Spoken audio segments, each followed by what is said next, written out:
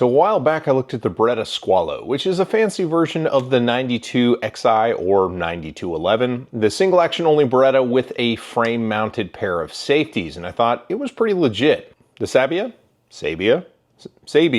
is a prettier version of the Squalo, and I was curious if I could make it stand up to my Staccato XCs. So I tried that, and it was pretty surprising where I was able to get. Welcome back, bros. I'm David, and this is the Beretta 92XI Sabia. Now, that's what we're rolling with because I don't know how to pronounce it because I'm not Italian. And Beretta, as you know, is an Italian brand. Now, at SHOT Show 2025 this year, I tried to check out the Beretta booth, but they were having lighting issues and I just wasn't able to get a good looking set of shots on the guns. So I reached out to them afterwards, specifically around their Gara and Corsa models that they had, to see if I could get my hands on those to see how they would perform. And sadly, those are all on distribution, so they had none available, but they said the Sabia comes with a threaded barrel and you could kind of do it yourself if you wanted to. And I said, that sounds awesome. So they sent one and here we are. So what the Beretta Sabia is a 9211 with a threaded barrel and a sand colored frame. It comes with LOK Veloce grips, and for those of you who follow the channel, I've been using LOK grips for forever. The Veloce pattern, this is on my old 92X Performance Cyelee Optics that I looked at a while back. These grips are awesome, and that's my preferred grip texture, and that's what comes on the Sabia. For people who don't know how amazing Veloces are, this may help you find out.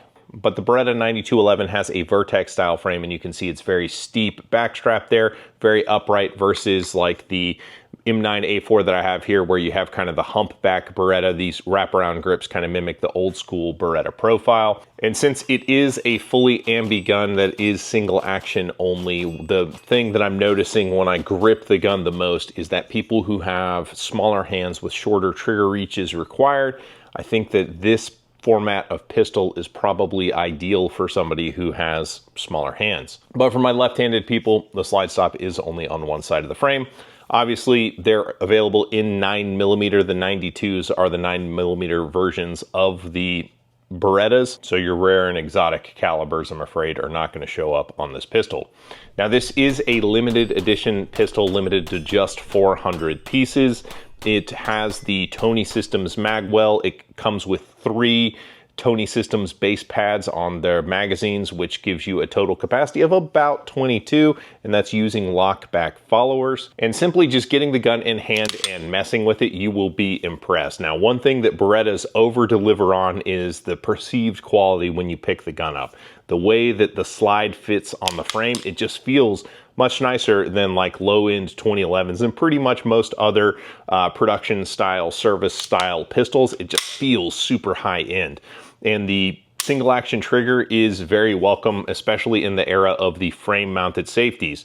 I'm a big fan of how Beretta has moved the decockers and the safeties onto the frames, and I feel like that just really completes the 92 series. Like, I think these are the best 92s that Beretta has made, and I realize that's a little bit heretical, but getting rid of the slide mounted safety decockers I feel like is a good thing. So it's kind of cool to see how Beretta has brought the 92 into the modern era. Now, this is a Tennessee Beretta. It's made in Gallatin, Tennessee, so it is an American-made gun despite the Italian-sounding name. And I realize the biggest question you probably have right now is, what the heck does Sabbia mean, Sabia? It means sand. I mean, you probably could have guessed that. Before we get on to the shooting, one thing that is worth noting is that a 92 grip with a magwell is one of the best feeling grips that a gun can be. It's just fantastic. On a regular 92 length grip, my hand hangs out past the bottom of the grip, and I feel like I'm in danger of stabbing myself with magazines on insertion, but that's not an issue at all when I have the magwell on there. It just feels fantastic. Like, this is a really good feeling grip on a gun. And shooting the gun out of the box non-compensated, the gun rips. Like, the gun out of the box just really sings. Like, the guns are little sewing machines, the way that, you know, you've got basically 180 degrees of brass ejection is pretty cool. The optics do sit a little bit higher on the Berettas because of how the firing pin block is set up. So basically the optic sits on top of the slide. There are lower profile mounts like D-Law Designs makes here. This is an optic mount that does a bit better job for the Berettas. And that's worth noting because the OEM plate, like you see here, just lets it ride a little bit higher and, you know, gets the optic over the gun quite a bit. But if you use like the D-Law plate like is on this 92 Performance and something with a low deck height like this Shield Sights RMS-X,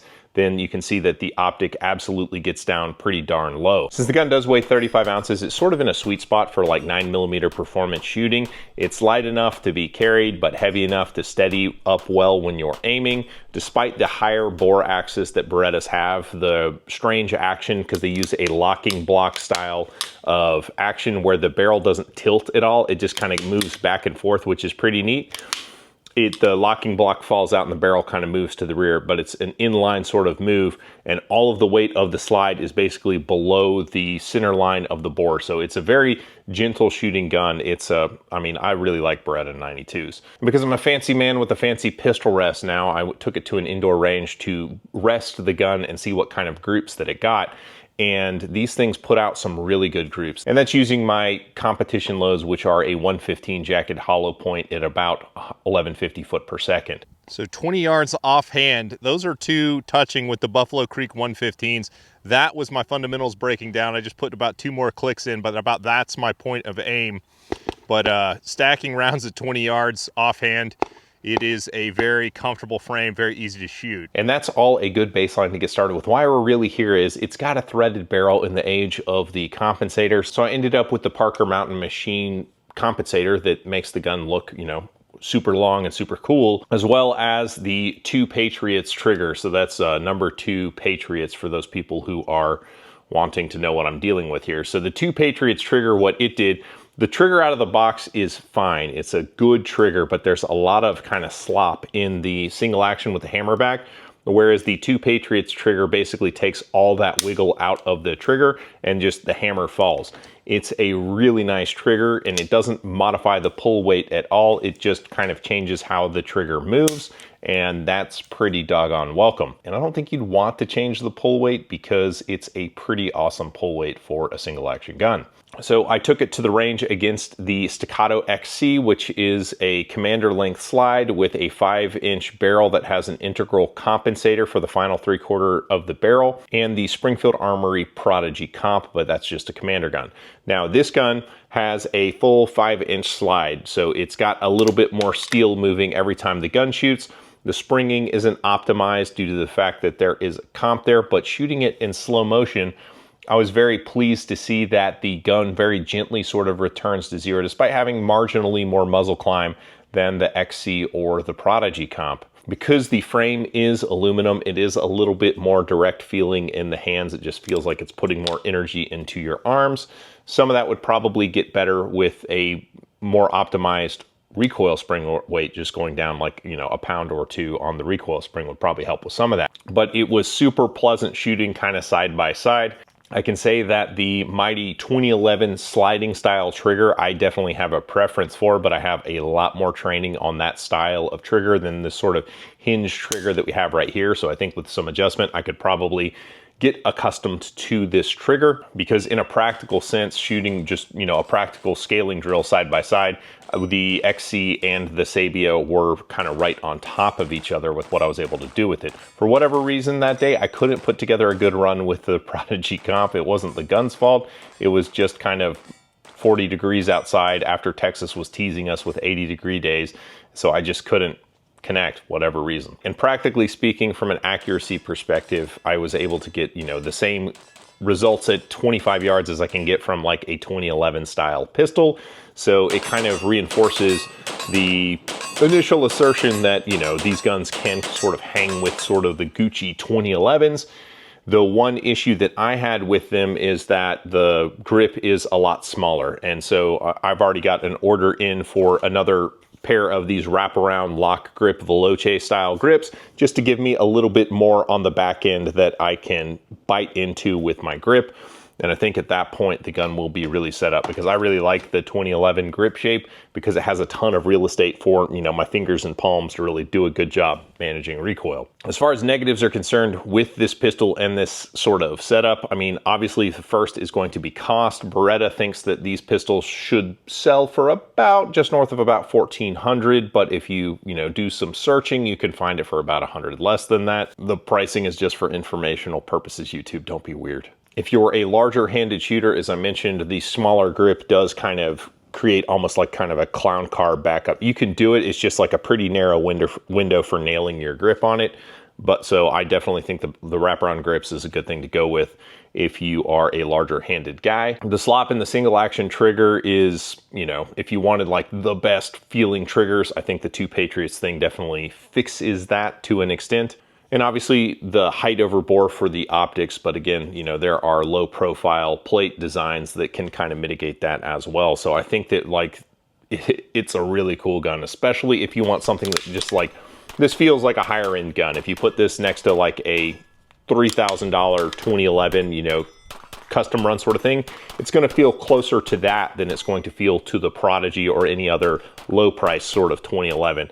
So the pride in ownership, I would say, on a piece like this is definitely higher. But some of you guys are like, that's a really long pistol, and it is about 9¼ inches long, and a lot of you probably don't care about that, but the guys who are the IDPA guys will know immediately what that means, that it's just a little bit too long to be used in IDPA by about 3/8 of an inch. Sadly, the 9211 is only offered in this 5-inch variant. Now, they don't do a Centurion setup, which is the shorter slide. It'd be like a Commander in 2011 speak. But if they did a Centurion size 9211, it would be pretty rad to put this comp on it, and you know, it could then be a very awesome IDPA gun. That would be something I'd be really interested in seeing, is just a smaller version of this gun to accommodate the compensator, plus having less recoiling mass going back and forth, and then spending the time to get the spring tuning just right. I think that would be an incredible, incredible gun. But another incredible gun is the Beretta 92X Performance Cyelee Optics. Just look at the finish on this bad boy. Absolutely gorgeous. And you can watch that video here.